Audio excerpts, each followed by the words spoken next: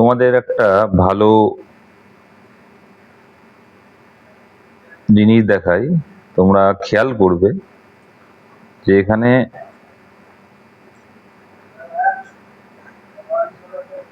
Case number অপশনে যাবে। Case number অপশনে কেস দিয়ে আমি দেখাচ্ছি একটা বিষয় তোমাদের। এখানে কেসের ধরনটা যে ডব্লিউপিএ রিট পিটিশনার আর কি, ডব্লিউপিএ দেখতে পাবে। কি দেখাচ্ছি আমি,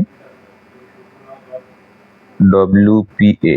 আচ্ছা, ডব্লিউপিএ পেয়ে গেছো, রিট পিটিশনার।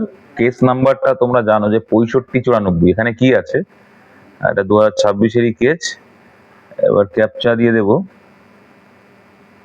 2RDUF।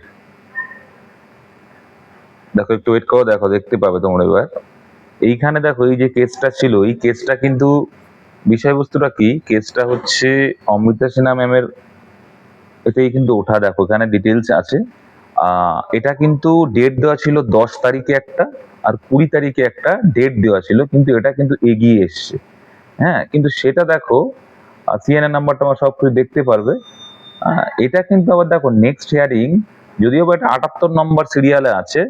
দেখো তোমার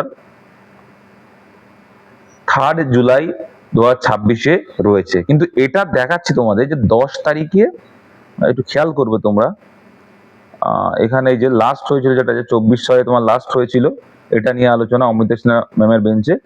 এখানে আমরা ক্লিয়ারলি দেখতে পাবো, এই দেখো এইখানে দেখো স্পষ্ট বলা আছে। দেখো let affidavit in opposition be prepared and circulated by 10 July.